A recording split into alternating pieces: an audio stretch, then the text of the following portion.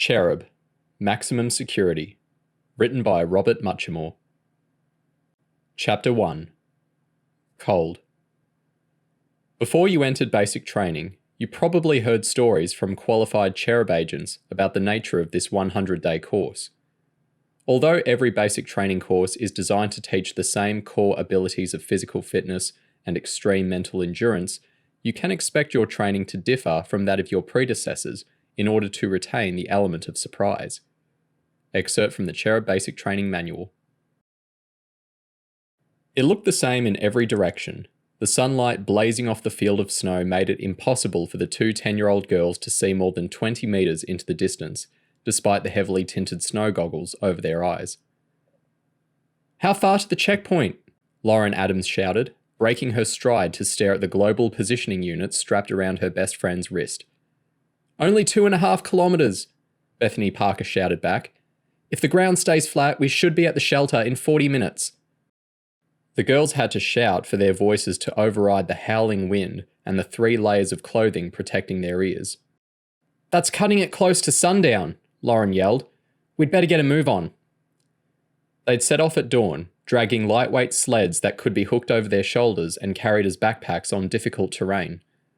The good news was the 2 CHERUB trainees had the whole day to trek 15 kilometres across the Alaskan snowfield to their next checkpoint. The bad news was that at this time in April, the daylight lasted just 4 hours, and wading through 1/2 metre of powdery snow put an enormous strain on their thighs and ankles. Every step was painful. Lauren heard a howling noise rising up in the distance. "Oh, it's going to be another big one," she shouted. The girls crouched down, pulled their sleds in close, and wrapped their arms tightly around each other's waists. Just as you can hear waves approaching a beach, out here in the Alaskan snowfields, you could hear a strong gust stirring up in the distance. They were both dressed for extreme cold. Lauren's normal underwear was covered with a long-sleeved thermal vest and long johns. The next layer was a zip-up suit made from polar fleece that covered her whole body, except for a slit around the eyes. The second fleece was designed to trap body heat. It looked like a baggy Easter bunny suit, minus the pom-pom tail and sticking up ears. Then came more gloves, another balaclava, snow goggles, and waterproof outer gloves that went all the way up to Lauren's elbows, ending in a tightly fitting elastic cuff. Finally, on the outside was a thickly padded snowsuit and snow boots with spiked bottoms. The clothing was enough to keep them comfortable as they walked, despite the temperature being -18 centigrade. But this dropped another 15 degrees whenever a strong gust hit. The wind pushed the insulating layers of warm air between the girls' clothes into all the places where it wasn't needed, leaving nothing but a couple of centimetres of synthetic fibre between their skin and the ferociously cold air. Each blast ripped into their bodies, delivering searing pain to any exposed area. Lauren and Bethany used their sleds as windbreaks when the gust hit. A spike of cold air punched through the tightly fitting rim of Lauren's goggles. She pushed her face against Bethany's suit and squeezed her eyes shut, as snow and ice pounded deafeningly against her hood. When the gust passed and the snow had settled, Lauren brushed the dusting of powder off her suit and stumbled back to her feet. "Everything okay?" Bethany shouted. Lauren stuck up her thumbs.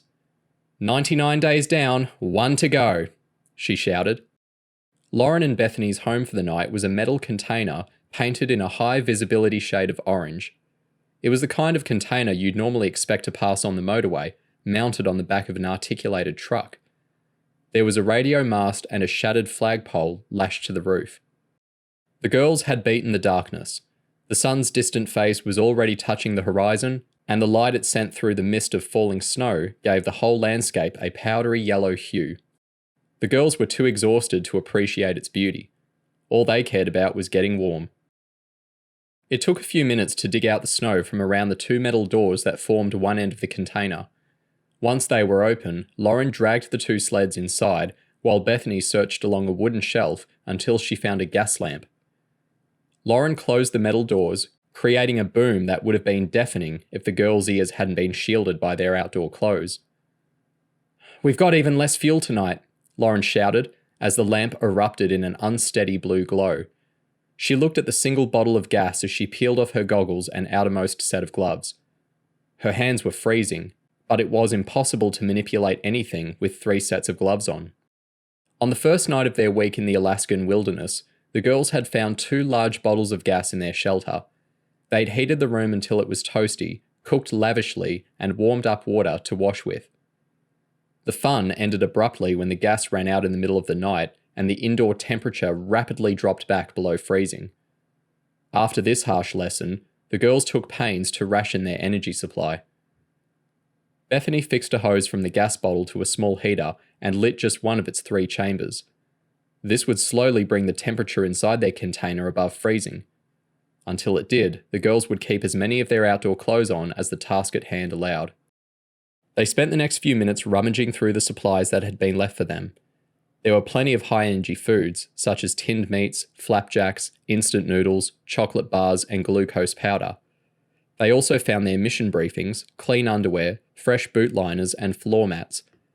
Combined with the pots, utensils, and sleeping bags packed in their sleds, it would be enough to make the 19 hours until the sun returned reasonably comfortable. Once the girls had ensured that they had all the basics, Lauren couldn't help wondering what was under the tarpaulin at the back of the container. "That's got to be something to do with our mission for tomorrow," Bethany said. They stepped across and dragged the tarp off a giant cardboard box. It was over 2 meters long and almost up to Lauren's shoulders.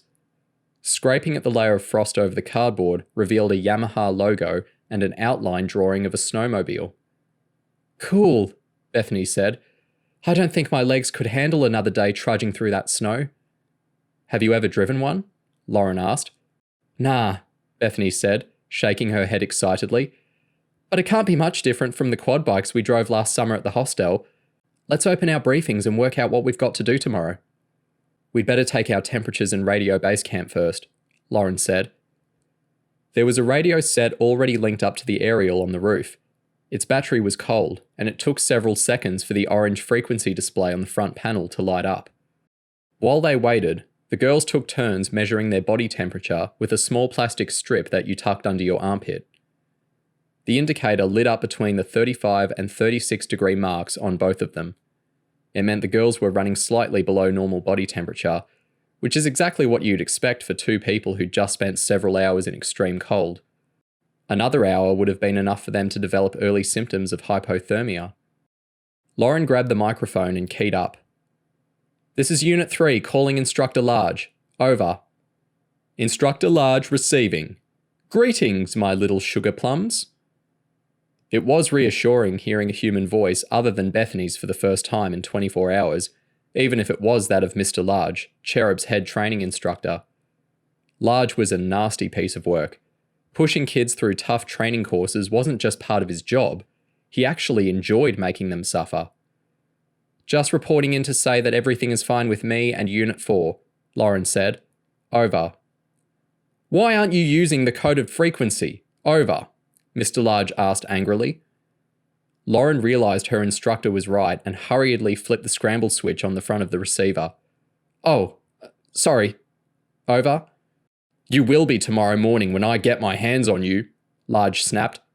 "-10 house points for Hufflepuff. Over and out." "Over and out," Lauren said bitterly. She put down the microphone and kicked out at the side of the metal container. "God, I really hate that man's guts." Bethany laughed a little. Well, not as much as he hates you for knocking him headfirst into that muddy hole with a spade." "True," Lauren said, allowing herself a grin as she recalled the event that had brought her first attempt at basic training to an abrupt end. "I suppose we'd better get cracking. You start translating the briefing. I'll go outside and bring in some snow to melt for drinking water." Lauren found a bucket and grabbed the torch out of her sled. She pushed the metal door of the container and squeezed herself and the bucket through a small gap, so as not to let out too much heat. The sun was gone, and only the tiny shaft of light from inside the container enabled Lauren to notice the giant, white outline in the snow. Half convinced that she was overtired and imagining things, Lauren flicked on her torch. What Lauren saw left her in no doubt. She screamed as she scrambled back inside the container and swiftly pulled up the metal door. "What's the matter?" Bethany asked, turning sharply from her mission briefing. "Polar bear," Lauren gasped. "Lying in the snow right outside the door. Luckily, it seemed to be resting. Another few steps and I would have trodden on it. It can't be, Bethany said. Lauren waved the torch in her training partner's face. Here, take this. Stick your head out and look for yourself. It only took the briefest of glances to confirm it. The mat of white fur, with plumes of hot breath steaming out of its nostrils, lay less than 5 meters from the entrance to the container. Once Lauren recovered from her near-death experience, the girls thought things through and decided that the situation wasn't too serious. They could get all the drinking water they needed by leaning out of the metal doors and scooping up the snow around the entrance. Once they'd got enough snow, they decided to leave the giant bear in peace. It seemed unlikely the animal would leave itself exposed to the cold all night. Surely it would move away to find shelter before the sun came back up. The inside of the container had now warmed up enough for the girls not to be able to see their breath curling in front of their faces. After their day in the cold, it seemed toasty. They stepped out of their boots and outer suits, hanging them on a line in the warm air above the gas heater, so that the moisture in them would evaporate overnight. The metal floor of the container was cold to touch, so they put on trainers and laid out insulating foam mats retrieved from their sleds. They turned the heater up and lined icy tins of corned beef and fruit in front of it, as Bethany melted a saucepan of snow over a portable stove. It took an hour to read the briefings for the final 24 hours of their course, under the flickering light of 2 gas lamps. The briefings only ran to 5 pages, but were written in languages with non-European alphabets that the girls had only started learning at the beginning of the course. Russian for Bethany and Greek for Lauren. The gist of the briefings was simple. The girls had to unpack the snowmobile from its shipping crate and prepare it for use, a task that involved screwing various bits together, lubricating the drive track and engine, and filling the tank with petrol. From sunup, they'd have 2 hours to make a 35-kilometre journey by snowmobile to a checkpoint where they would liaise with the 4 other trainees for something the briefing ominously described as the ultimate test of physical courage in an extreme weather environment. Well, Lauren said, as she dug her spoon into a can of corned beef that was warm and greasy on the outside, but rock hard in the centre. At least the instructions for the snowmobile are in English. Chapter 2. Bowling. James Adams had been looking forward to spending Saturday night in town at the bowling alley, but now he was here, he'd got himself in a mood. The 4 other CHERUB agents on the lane seemed to be having far more fun than he was. Kyle was in great form, lording it over everyone, buying them hot dogs and cokes with the small fortune he'd made burning pirate DVDs for half the kids on campus. Kyle always had some dodgy money-making scheme going on, but as far as James could work out, this was the first one that had ever earned decent money. The identical twins Callum and Connor were also enjoying themselves, despite their stupid bet with each other that one of them could get off with Gabrielle before the night was out. James had told the twins they were dreaming. They might be nice guys, but Gabrielle was 13 and totally fit. If Gabrielle wanted a boyfriend, which as far as anyone could tell she didn't, she could do better than pick between 2 gangly 12-year-olds with dishevelled blonde hair and a gap the size of a Mars bar between their crooked front teeth. "Strike!" Gabrielle shouted, as 10 pins rattled off in different directions. She flailed her arms and jiggled her burn about, doing a kind of freaky war dance. "You're up, Kyle!" she whooped. Gabrielle turned away from the scene of her triumph to see Callum and Connor grinning at her from their plastic chairs, either side of where she'd been sitting before she bowled. "Great shot," Callum beamed. "Didn't I say you'd bowl better if you swung your arm back a little less?" Connor interrupted as he shot an evil glance at his identical twin. "Your balance is much better now." Gabrielle remembered the advice, but she hadn't bowled any differently to normal. The strike had been down to luck. She looked at her plastic seat and realised she couldn't handle another second of the 2 boys fawning over her. She reached under her chair and grabbed her bag. "Where are you going?" Callum asked apprehensively. "What's the matter?" "James looks a bit down in the dumps," Gabrielle explained. "I'm going to sit with him for a minute and see if I can cheer him up." "Good idea," Connor grinned. "I'll come with you." "No," Gabrielle said stiffly. "You 2 are going to stay right there." "But," Connor said, half standing up before sitting down again. "Look," Gabrielle said, I don't mean to be rude, but you two are acting seriously weird and it's getting on my nerves. Can't you let me have 5 minutes of peace? Gabrielle felt bad as she reached over and pulled her jacket off the back of her chair. Both twins had the exact same expression, like toddlers whose mother had punished them by confiscating their favourite toy. James was in a daze, staring down at the floor between his legs. Gabrielle tapped him on the knee. "What's up, misery guts?" she asked as she took the seat next to him. "Still thinking about Miami?" The previous summer, James had got into a bad situation and ended up shooting a man to save his own life. He still had nightmares about it. "I guess," James shrugged. "And I kind of miss Kerry.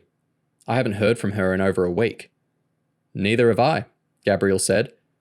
"But the last message I got said she'd arrived in Japan and was going deep cover, so it's hardly surprising." James nodded. "I spoke to her mission controller on the phone. He says everything's fine and hopefully Kerry will be home in a month or so." "What about Lauren?" Gabrielle asked. "How's she getting on with basic training?" "You know how it is," James said. "You only ever hear rumours, but I think she's doing okay." Gabrielle started to laugh. "Remember when we were in training? Me and Kerry locked all you guys out on that hotel balcony and made you grovel to get back in." James allowed himself to smile a little. "Yeah, we never got you back for that." Something cold touched the back of James's neck. He looked around and realised he and Gabrielle had been splashed with coke and ice by the gang of 16 and 17-year-old boys who were playing the next lane. They were acting rowdy, rucking and throwing stuff around. "Oi!" Gabrielle stormed as she scowled over her shoulder at a massive acne in a Tottenham Hotspur shirt.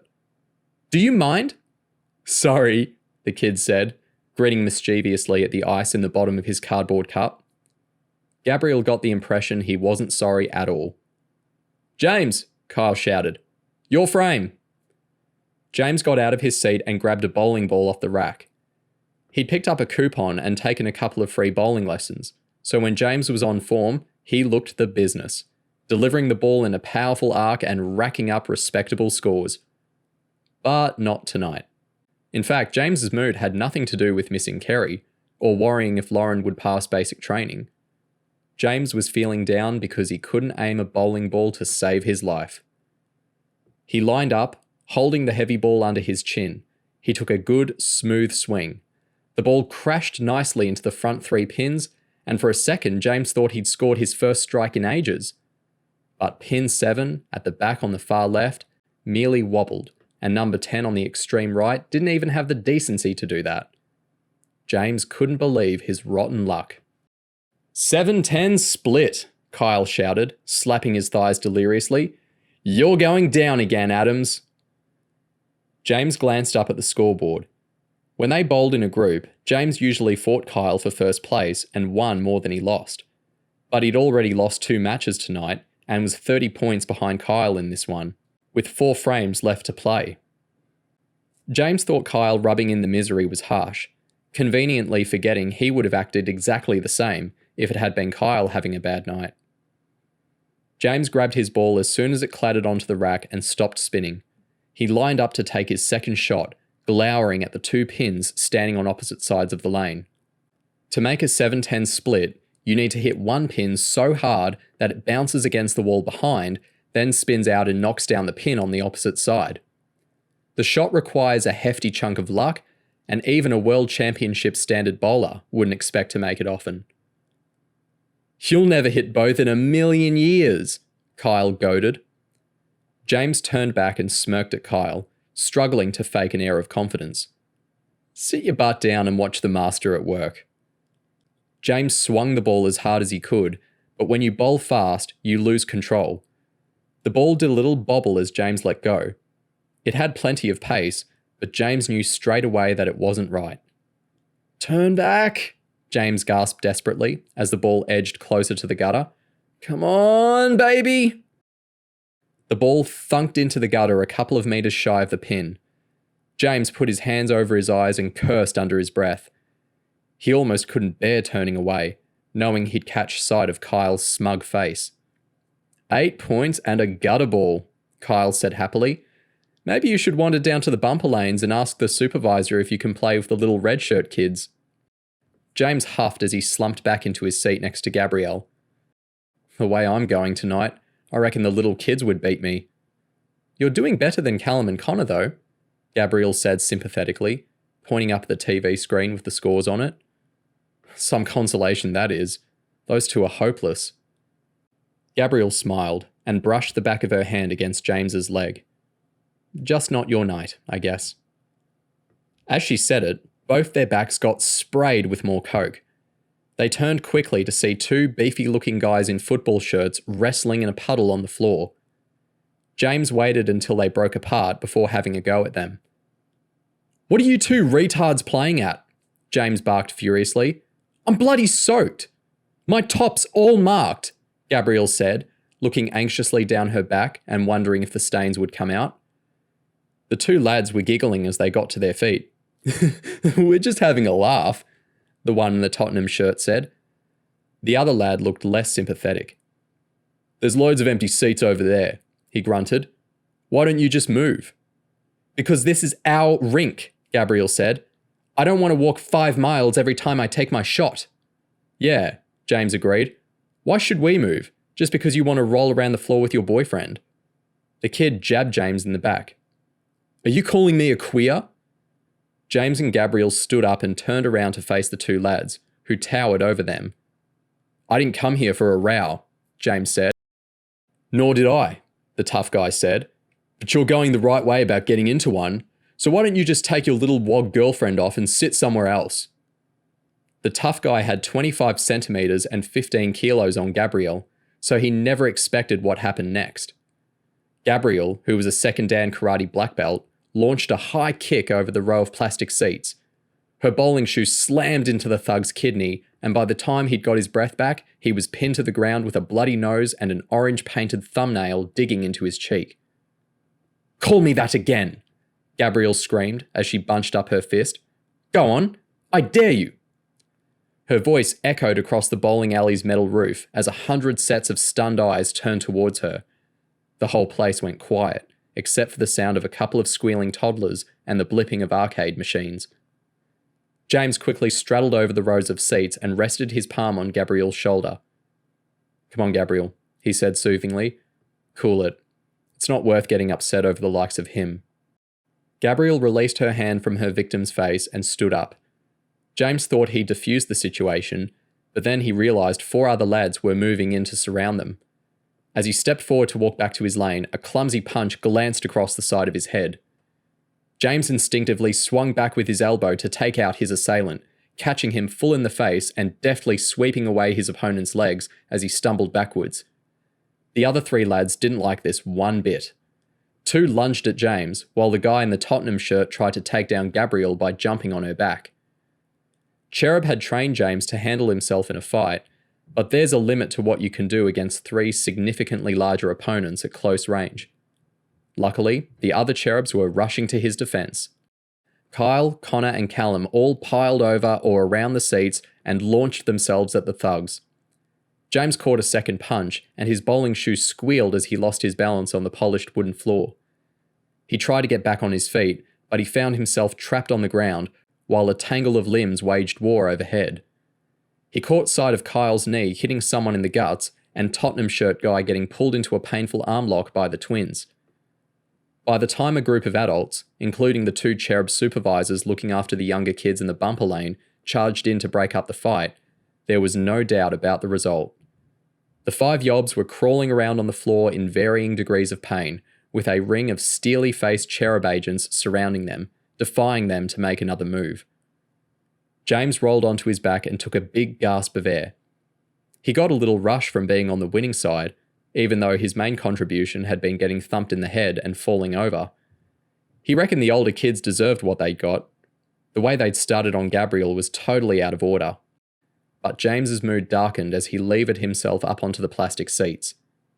His head hurt, his clothes were filthy, and there were going to be consequences when they got back to campus. Dr. Terence McAfferty, usually known as Mac, stared at the 5 kids lined up in front of his big oak desk, wondering exactly how many times he'd faced similar lineups of worried faces, in the 13 years since he'd been appointed chairman of CHERUB. He was sure the number ran into thousands. "So," Mac said wearily, "what caused the fight at the bowling alley earlier this evening?"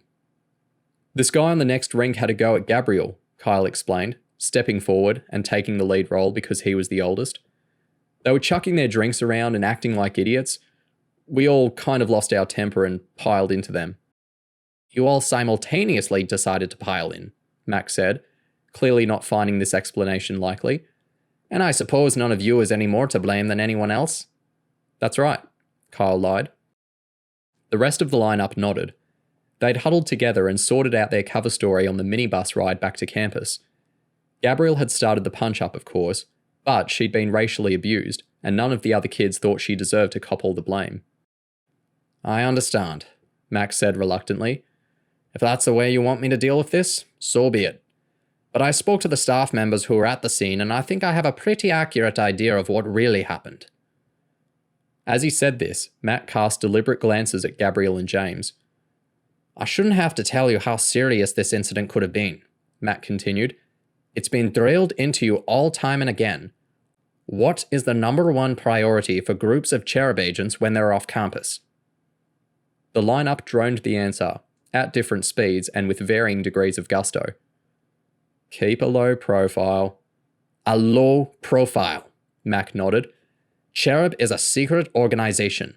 The safety of your colleagues who are currently away on undercover missions depends upon the fact that nobody knows we exist. When you're off campus, I expect you to behave in a manner that doesn't attract undue attention. I expect you to avoid trouble at all costs, even under extreme provocation. Is that clearly understood?" "Yes, sir," everyone nodded somberly. "A whole bunch of people saw your little display of fighting skills at the bowling alley this evening. Don't you think they're going to be extremely curious about who you are and how a group of youngsters might come by advanced martial arts skills like that? Can you imagine the fuss that would have been caused if one of the boys you assaulted had been seriously injured? I know you're all trained in unarmed combat and the good sense to use minimal force, but freak accidents can still happen. On top of that, you can count yourselves extremely lucky that I have connections at the local police station. I had to use all my leverage to ensure that the 5 of you aren't sitting in a police cell at this very moment facing criminal charges. So, your punishments." It was midnight. The kids had been tired and fidgety while they listened to the lecture, but they snapped to attention at the mention of punishments, anxious to know what they were going to get. "First of all, you're all banned from going into town for the next 4 months, Mac announced. "Secondly, we're always short of pupils at CHERUB, and right now we're getting desperate for new blood." Mac reached into his desk drawer and pulled out a pad of pre-printed mission briefings. James let out a little groan as he realised he was about to be sent off to some strange children's home to recruit a new CHERUB agent. James had never been on a recruitment mission before, but everyone he knew who had said they were a complete nightmare.